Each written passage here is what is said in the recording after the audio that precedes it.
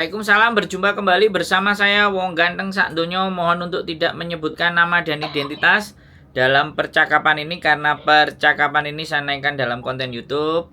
Gimana Mbak E? Iya Mas Sandro, mau curhat nih. Ini masuk ke konten loh ya Mbak. Iya, nggak apa-apa Mas Sandro. Aku sebenarnya pingin ngirim WA yang fotonya majikanku, tapi takutnya maksudnya nanti saya salah gitu loh. Hmm, Ini loh Mas Sandro, saya cerita dulu ya. boleh. Ini aku kerja di majikan ini kan udah bulan 5 finish lah.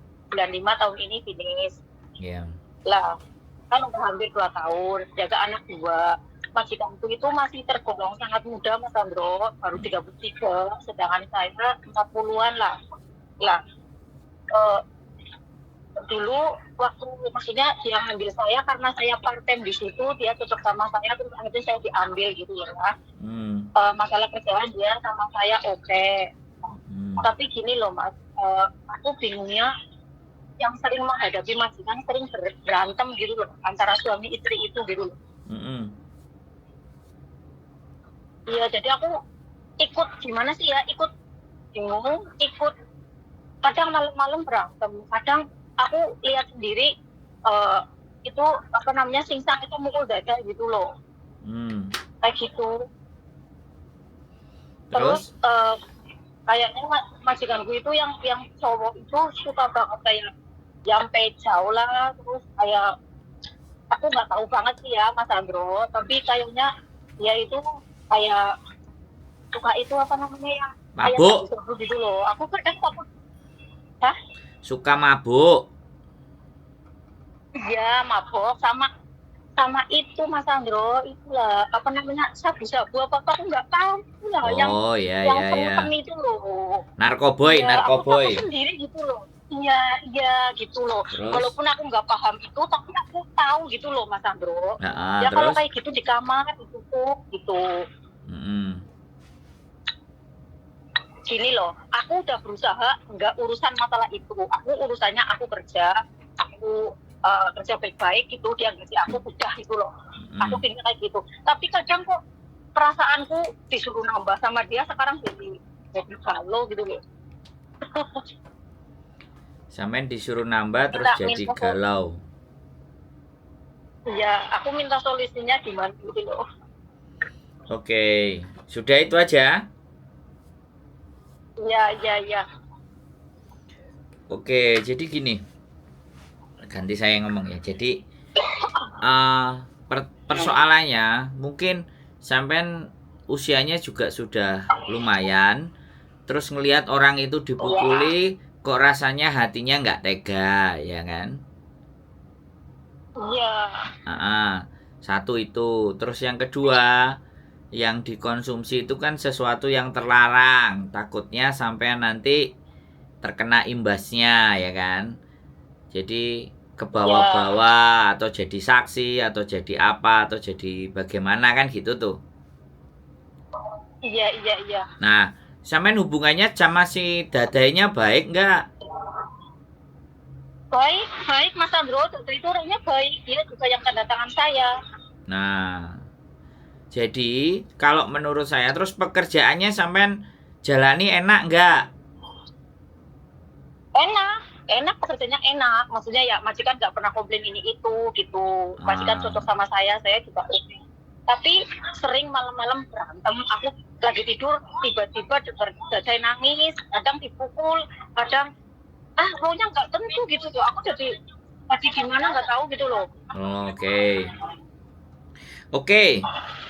Jadi gini ya, kalau menurut saya pekerjaannya enak, samain sama dadainya oke ya, samain jadi temennya si dadai. Samain jadi orang yang ngayomi si dadainya. Sabar ya, gitu kan. Tapi setelah mereka selesai, ya kan.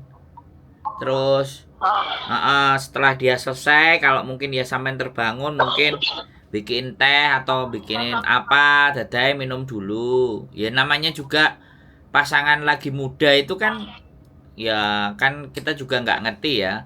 Tetapi sampean harus bukan harus ya, sampean sebaiknya kalau memang sampean bisa apa jenenge ngomong sama yang perempuan ya sudah, yang tanda tangan kan yang perempuan.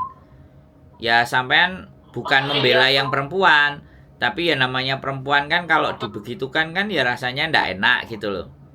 Terus coba coba ngobrol, kamu nggak apa-apa, Dadai, oke ya, dirimu oke, gitu aja.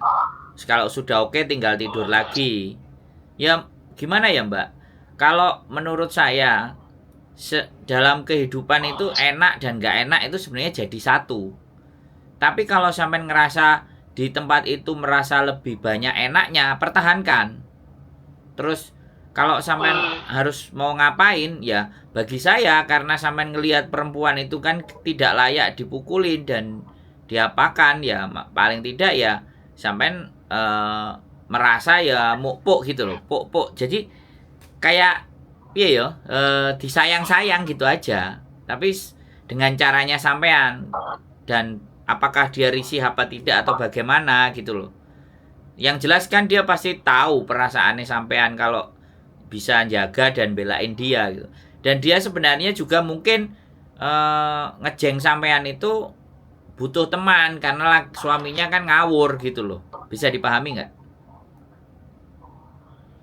Kalau masalah butuh teman, saya itu orangnya diem banget loh, Mas Andro. Dia nggak banyak ngomong gitu. Dia kadang bertengkar sama suaminya, dia pergi keluar. Kadang sampai malam pagi baru pulang gitu. Ya Kadang iya. suaminya di rumah itu memang telepon marah-marah gitu. Ya iya dia kan suntuk. Dia kan juga harus maksudnya kan nanti pas suaminya nggak ada ya sampean mulai bertanya, kamu sampai kapan kayak gini, kamu sanggup nggak ya, walaupun kita nggak mau tahu tapi kan kita ngelihat kan kita cuma nanya gitu loh. Jadi dari komunikasi yang terjalin nanti lama-lama baik kan lama-lama nanti dia curhat, lama-lama begini dan begitu kan kayak gitu tuh Mbak, bisa dipahami nggak? Kalau masa ya bisa, aku paham Mas Andro. Dia pernah curhat.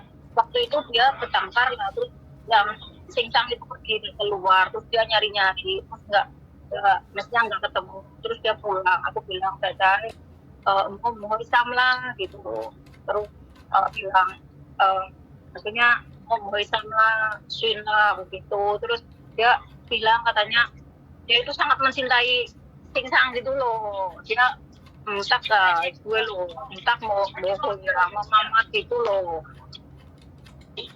Oh ya wes kalau kalau ya memang hubungan itu kan kita nggak ngerti.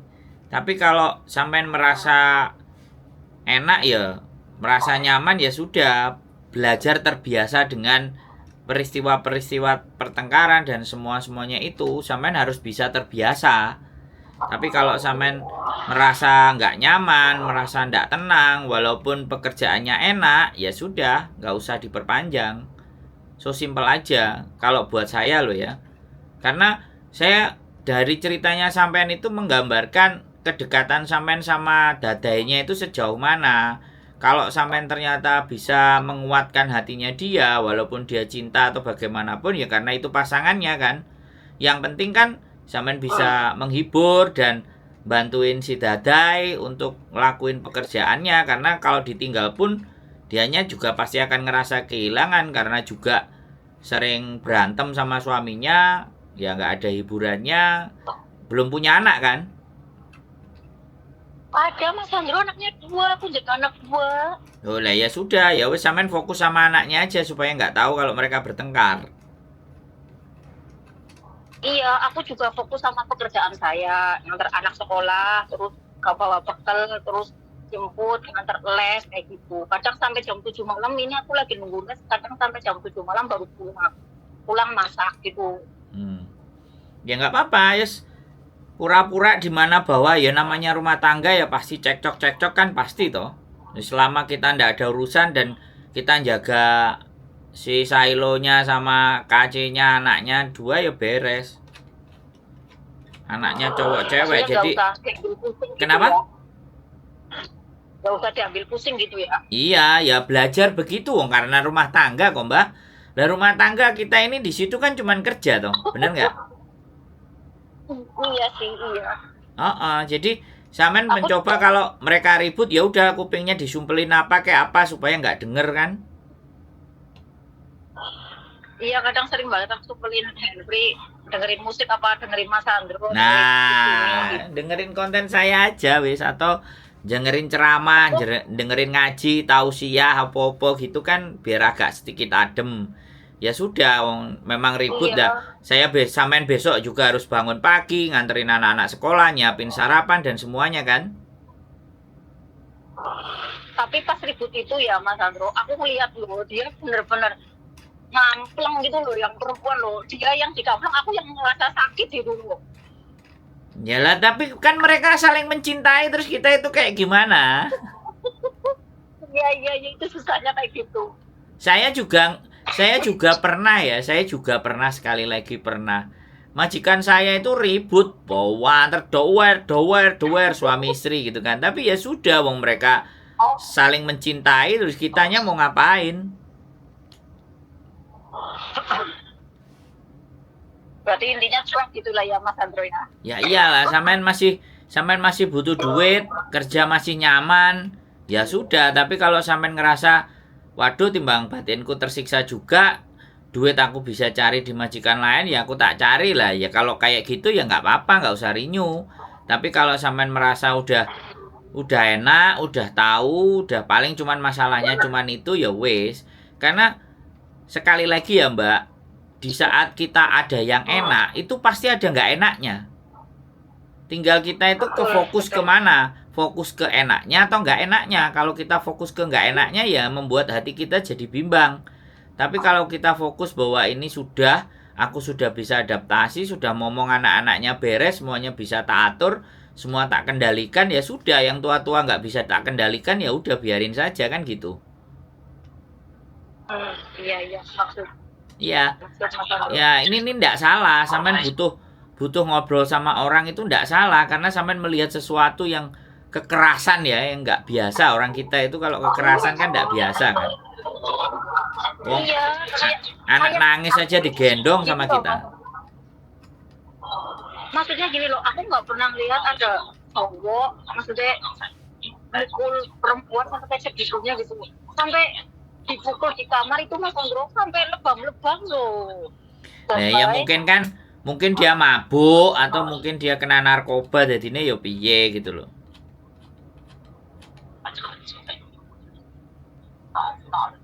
Terus ada satu kali ya, udah 1 minggu kayak gitu, balikan lagi. Nanti 1 minggu lagi kayak gitu lagi. Di depan anak-anak, di depan saya lagi makan gitu, lagi makan malam. Itu dada dijambak, itu rambutnya sama dipukul kayak gitu. Ya terus anaknya sama najak ngalih loh. Iya, aku ajak ke kamar, langsung tak ajak saya lah, kasih boleh.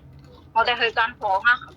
Nah. Langsung tak ajak kamu. Iya, sampean harus amankan anaknya, jangan sampai ngeliatin orang tuanya ribut kayak gitu, spontan langsung dipinggirin dulu, makannya di bawah sekalian di kamar biar nggak ngelihat. Ya piye meneh Mbak, suami istri ya, ya wis kita cukungnya ya kayak gitu loh Mbak, ndelok majikannya kayak gitu ya piye. Lah ya majikan baik, gaji agak lumayan, anak-anak sayang sama saya, ada ibaratnya ya nggak enaknya gitu. Iya pasti, makanya hidup itu selalu stabil, nggak ada enak semua, mesti ada nggak enaknya.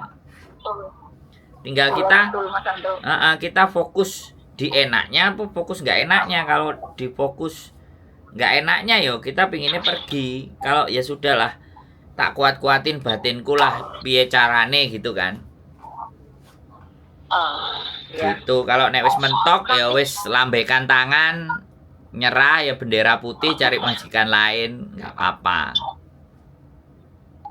Sampean ini satu lagi loh Mas Sandro, kenapa? Pertanyaan saya satu lagi. Boleh. Ini semalam jam 9:30 kan aku bilang sama Solo, kan lah gitu karena Wiwi kencang. Nah, pas mau tidur itu aku kan kalau sama megang HP lah ya. Loh, kok tiba-tiba WA saya dimasukin ke grup mereka, aku nggak tahu grup siapa, tak kira loh kok ada, maksudnya ada singsang gitu loh, terus ada nomor-nomor tertentu, saya nggak kenal nomor itu lah, terus saya bingung loh kok ini ada yang nyari singsang, tapi tulisannya Cina Mas Andro, aku nggak tahu tulisan apa itu, maksudnya apa juga aku nggak tahu. Lah terus aku keluar dari grup itu karena saya merasa itu bukan urusan saya gitu loh Mas Andro. Terus? Saya keluar, saya keluar baru 1 menit dimasukin lagi, loh kok dimasukin lagi, aku keluar lagi, aku nggak mau urusan lah ya hal itu. Nah terus dimasukin lagi ketiga kalinya, terus HP saya ada gininya loh, maksudnya jika Anda tidak mau masuk ke dalam grup, privasi nomor Anda gitu kan. Lah terus tak privasi untuk diriku sendiri loh. Kalau ada orang yang mau masukin ke grup harus izin saya dulu baru bisa masuk lah. Sekarang tak privasi, dia nggak bisa masukin saya lagi. Ya betul. Nah, itu nggak tahu loh, nggak tahu nomor itu siapa. Berarti kan majikan saya ngasih tahu nomor saya ke orang lain gitu loh. Ya wis nggak apa-apa, pokoknya di private aja, pokoknya siapapun nggak bisa gitu aja, wis. Sampai nanti okay. sampean nanti saya kirim. Mau ditanya atau apa, pokoknya gini loh. Kalau sampean menganggap bahwa tidak ada urusan dengan sampean ya nggak apa-apa. Itu kalau dia pakai masalah privacy sama HP itu bisa dilaporin ke polisi. Oke. Jadi nggak ada nanti masalah. Saya kirimin ke Mas Adro ya. Itu mau Pina, aku nggak maksud apa gitu. Ya pakai Google Translate. Nggak apa-apa, diblok aja. Nanti kalau urusannya majikan sampean butuh sampean kan ngomong toh Mbak. Iya, oke. Nggak ada masalah. Ya pokoknya ya siap-siap aja nanti kalau misalnya kekerasan semua ya sampean pinter-pinter lah itu urusannya mereka ya kan. Nanti sampean ngelaporno malah sampean yang bermasalah, yang kena lah gini gitu kan. Kecuali nanti kalau istrinya sendiri yang laporin terus sampean jadi saksi, ya udah laporin aja gitu loh, kekerasan memang ada gitu aja. Tapi kalau enggak ya enggak apa-apa. Kalau enggak ya sudah diemin aja, namanya pasangan. Lama-lama istrinya juga bosen. Lama-lama nanti ngajak pindah anak-anaknya. Pernah 1 kali dilaporin polisi loh Mas Andro, tapi malamnya dilepasin lagi karena itu urusan rumah tangga katanya. Loh lah ya nanti kan lama-lama dia bosen kan, lama-lama dia pegatan lo sama bojonya. Lihat ada kayak gitu kasihan gitu loh. Ya gini loh Mbak, saya ngerti sampean itu punya hati dan punya perasaan, tapi kalau hubungan cintanya jauh lebih kuat itu bagaimana kita? Iya betul. Saya pernah ada cerita juga, sepupunya istri saya itu juga kerja, cuman yang dikeras itu tidak hanya istrinya, anaknya kadang-kadang dipukulin gitu loh. Makanya anaknya habis dihukum sama bapaknya, terus anaknya dirangkul sama cecenya. Makanya cecenya pergi, anaknya nangis. Lah cecenya juga itu bukan urusan saya, keluarga saya lah. Daripada batin saya juga ikut tersiksa ngelihat orang yang disiksain, trauma psikis, ya udah aku resign aja. Habis itu nggak renew kontrak, pindah majikan lain. Iya. Ya pokoknya kalau sampean sudah merasa terganggu dan merasa bahwa ini nggak sehat, mentalku nggak sehat ngelihat kayak gitu, ya aku pergilah. Iya, aku sekarang jadi mikir baik habis gini kontrak ini pindah atau gimana gitu. Masih 50-50 jadi jangan ngobrol. Iya, ya nggak apa-apa ya kan. Kalau sampean mau pergi ya bisa cari majikan lagi, tetapi ya ingat, majikan baru kan adaptasi baru lagi. Ya sampean sudah siap-siap. Daripada sampean kena mental, trauma, terus malah jadi penyakit. Kalau sampean bertahan ya sudah, terima resikonya. Kalau sampean nggak bertahan ya udah ganti majikan. Ya maksud Mas Andro. Ya. Ya kayak gitu ya, Mas Andro ya. Semangat. Ya. Semangat ya. Ya, terima kasih. Pokoknya kalau nggak nyaman cabut. Kalau nyaman lanjut. Gitu aja. Jangan menyiksa Oke, diri. oke. Siap. Oke. Nggih, Terima sehat kasih, selalu Mas ya. Andro. Sehat selalu nggih, Assalamualaikum. matur sembah Ya. nuwun. Assalamualaikum.